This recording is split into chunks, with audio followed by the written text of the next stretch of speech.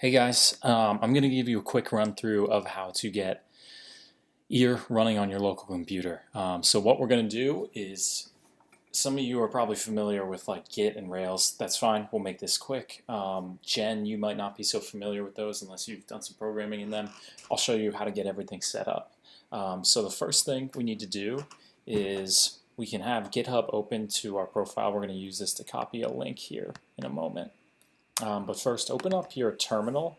It's this icon down here. If not, you can also just do terminal. I have it open here. I'm going to start a new window. So here we go. So the first thing we should do is let's clone our Git repository. And the way we do this is we go to our ear repository, clone or download. We can copy this URL here, and we go back to our terminal. Now I'm going to put it on my desktop, but you can go into any directory you want, or the root is fine. So here I am on desktop. If I list it out, there's all my files on the desktop. So what we're going to type down here is git clone, and then the link. And what this will do is it downloads the latest version of ear. You may have seen this pop up. And this is our application.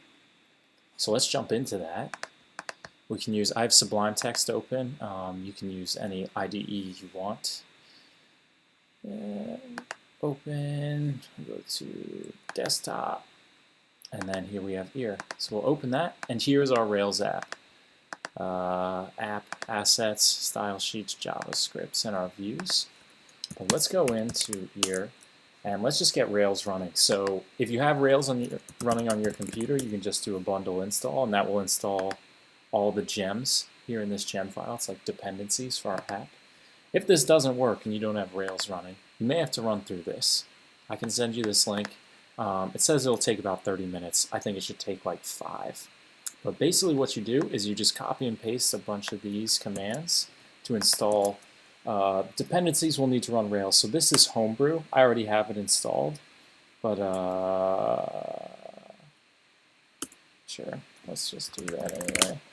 And it's just going to install Homebrew, which is like a package manager. It helps you install things on your Mac.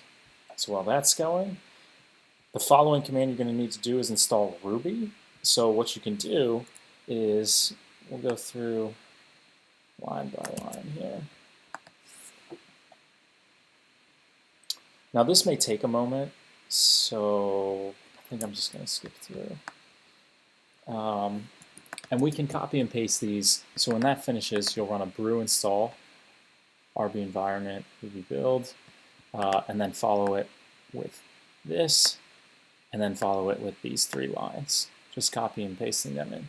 That should install Homebrew and the Ruby environment you need. Right now you can skip this for Git because the clone should have done enough, although you'll need to log in if you want to push to Git. And then I believe once those are complete,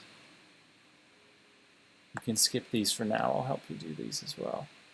Once you get to installing Rails, we can cd back into our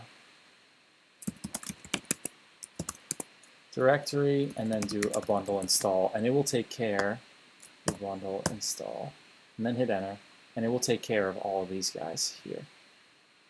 As soon as that's ready to go, you should be able to run Rails S, which starts a server. If not, and it gives you an error that there's no database, you might need to do rake db create, hit enter, and when that concludes, do a Rails S. And then you should have a server, and then the last thing you need to do is, well, why don't I just do it? Let's start the server. Okay, there we go. And come over to your browser and do localhost 3000. And here we are. Here's our web app.